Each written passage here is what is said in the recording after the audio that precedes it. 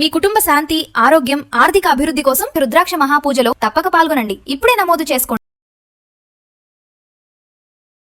Welcome to our channel. నేను రమారావి. విమర్శలను ఎదుర్కోవటం ఎలా? విమర్శలు అంటే పెద్దవి కాదండి, చిన్న చిన్నవి కూడా. పొద్దున్నే లేస్తాం, కాఫీ బాగుండలేదు, అదో విమర్శ.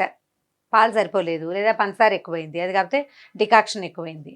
వీటిని ఎలా ఎదుర్కొంటామండి? అక్కడి నుంచి మొదలుపెట్టి అంత చిన్న దాని దగ్గర నుంచి, కూర బాగోలేదు, చారు బాగోలేదు, ఈ చీర నీకు సూట్ కాలేదు, ఇదేం హెయిర్ స్టైలు ఇలా ఉంది, నీ జుట్టు ఈ మధ్య బాగుండట్లేదు, నీ మొహం బాగుండలేదు, మీరేమిటి ఈ మధ్య ఎప్పుడు చూసినా ఇలాగే దిగాలుగా కనపడుతున్నారు. వీటితో పాటుగా మీ పనితనంలో ఉన్న ప్రతి విషయాన్ని, ఆఫీసులు ఉద్యోగస్తులైతే ఉద్యోగాల్లో విమర్శలు, చుట్టుపక్కల వాళ్ళ తలా ఒక రకంగా, ఆవిడేమిటో అలా చేస్తుంది, ఇలా చేస్తుంది, ఇట్లాంటి వాటిని ఎదుర్కోవటం ఎంత కష్టం అండి.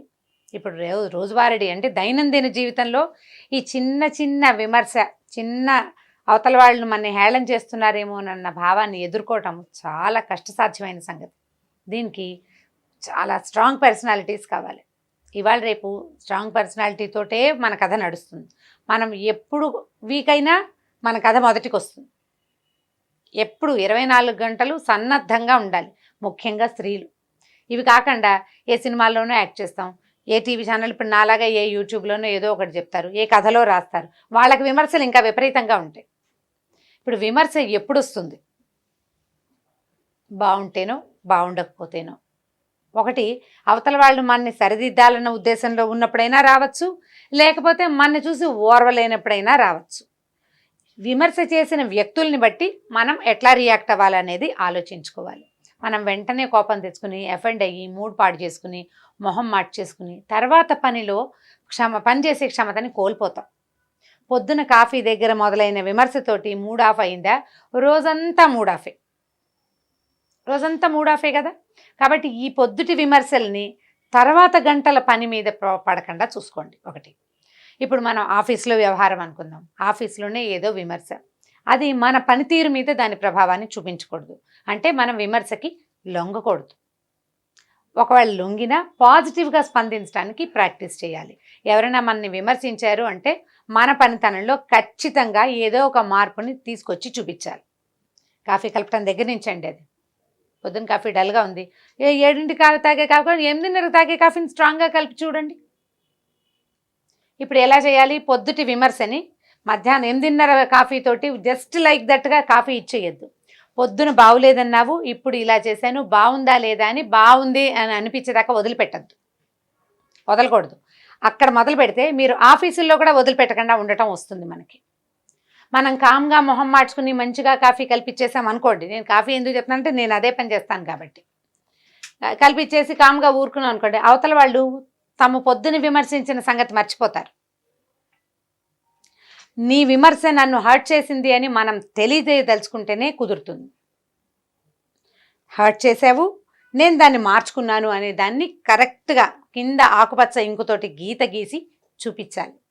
ఒకవేళ మన డ్రెస్సింగ్ బాగుండలేదు, మన డ్రెస్ బాగుండలేదు, అప్పుడు బెటర్ డ్రెస్ చేసుకుని చూపించడం, దీనికి ఎస్ అనిపించాలి. అండ్ ఇంతకుముందు నువ్వు చేసిన విమర్శ నన్ను బాధించింది అనే విషయాన్ని ఖచ్చితంగా అవతల వాళ్ళకి తెలియచేయండి. 2-3 సార్లు చేశాక మీకు ఈగో సాటిస్ఫై అవుతుందండి. ఆలోచించి చూడండి దీని మీద. విమర్శని ఎదుర్కోవటానికి కొంత ధైర్యం కావాలి లోపల. ఒక్కసారి కనుక దాన్ని తిప్పికొట్టగలిగే ప్రయత్నం చేశామా మనం ఈజీగా తీసుకోగలుగుతాం. ఒక 4-5 సార్లు చేశాక వీళ్ళకి నేను నిరూపించేదేంటి గాడిద గుడ్డు, నా సంగతి నేను చూసుకుంటానని మనమే మన మీద నిర్భరతగా ధైర్యంగా ఉండగలుగుతాం. ఒక 4-5 సార్లు చేశాక ప్రతిసారి దీన్ని వీళ్ళు నన్ను అన్నావు, నేను ఇలా చేశానని కౌంటర్ ఇవ్వక్కర్లా. 3-4 టైమ్స్ తర్వాత మనని విమర్శించడం అవతల వాళ్ళు మానేస్తారు. ఇది భర్తలు, పిల్లలు, అత్తగారులు, తోడుకోడళ్ళు, ఆడపడుచులతో సహా, అక్కడి నుంచి ఆఫీస్లో కొలీగ్స్, మన పై ఆఫీసర్లు, వీళ్ళందరూనండి. ఎవరినైనా సరే 2 సార్లు రిటార్ట్ చేయండి, 3 సార్లు కనీసం. తర్వాత వాళ్ళు మిమ్మల్ని విమర్శించడం మానేస్తారు. మీకు సూటైన విమర్శ కాకుండా కొంచెం మృదువుగా మీకు చెప్పడానికి ట్రై చేస్తారు. ఎందుకంటే మీరు తిప్పికొట్టగలరు అనే సంగతి అవతల వాళ్ళకి అర్థమైపోతుంది. ధైర్యంగా చేయండి మొదటిసారి చేసేటప్పుడే. మళ్ళీ తత్తరబిత్తరలాడి మొహమాట పడ్డారా, ఇంకేం లేదు, ఎప్పుడు దొరికిపోతూనే ఉంటారు. విమర్శలకి దొరక్కండి. అంటే విమర్శింపజేసుకోకుండా పనిచేయటం ఒకటే కాదండి, విమర్శించబడినా కూడా బాధపడకుండా ఉండటం, దానికి సరైన జాగ్రత్తతోటి జీవితాన్ని ముందుకు తీసుకెళ్లే ప్లాన్ చేసుకోండి. సాహసోపేతంగా జీవితం ముందుకెళ్ళిపోతుంది. ఇవాళ రేపు స్త్రీలకి ప్రతి నిమిషం పరీక్షే, ప్రతి చోట పరీక్షే. ఇళ్లల్లోనూ పరీక్షలే, ఇళ్ల నుంచి ఆఫీసులకు వెళ్ళే మధ్యదారిలోనూ పరీక్షే, అక్కడి నుంచి ఆఫీస్కి వెళ్ళాకే పరీక్షే, మళ్ళీ ఆఫీస్ నుంచి ఇంటికి వచ్చాక మళ్ళీ కొత్త పరీక్ష స్టార్ట్. ప్రతిరోజు నిత్య నూతనమైన పరీక్షలతోటే జీవితం నడుస్తుంది. మగవాళ్ళకు ఉందో లేదో నేను చెప్పలేనండి, ఖచ్చితంగా ఆడవాళ్ళకి మాత్రం పరీక్షగానే ఉంటుంది. మనం ఉద్యోగస్తులమైతే మనకి ఉద్యోగం లేని వాళ్ళతో పోలిక, మనం ఇంట్లో కూర్చుంటే మనకి ఉద్యోగస్తులతో పోలిక, ఎప్పుడూ పరీక్షే కదా. ఈ పరీక్షలకి లోనయ్యేటప్పుడు విమర్శలు చాలా న్యాచురల్గా వస్తాయి. వాటిని తిప్పికొట్టండి లేదా సాహసంతో ఎదుర్కోండి. ధైర్యంగా ముందుకెళ్ళటానికి ప్రయత్నం చేయండి. సాధారణంగా గురువింద గింజ తన నలు పెరగదు. మన విమర్శించే ప్రతి వాళ్ళకి విమర్శ వస్తూనే ఉంటుంది. ఇది నీకు కూడా వస్తుంది అనే చురకని అంటించడానికి ప్రయత్నం చేయండి అవతల వాళ్ళకి. ఎవ్వరూ పర్ఫెక్ట్ కాదండి ప్రపంచంలో, ఎవ్వరూ పర్ఫెక్ట్ కాదు. ప్రతి వాళ్ళకి ఎక్కడో ఒక చోట తొట్టుపాటు, తడబాటు, చేయలేకపోవటం, చేతకాకపోవటం న్యాచురల్గా అత్యంత సహజంగా ఉంటూనే ఉంటుంది. ఏవో చిన్నవి పొన్నవి వస్తాయి. అది చిన్నదైతే సర్దుకోండి, పెద్దదైతే తిప్పికొట్టండి. ఖచ్చితంగా సమాధానం చెప్పండి. చెప్తూ ఉంటే ఇది పోట్లాటలకి దారి తీసేలాగా చేయకూడదు, పోట్లాటకి దారి తీయకూడదు. మీరు ఎదుర్కొన్న విమర్శని సరిచేసిన పనిని చూపించడం ప్రయత్నం చేసి చూడండి. సరిగా ఆలోచించండి.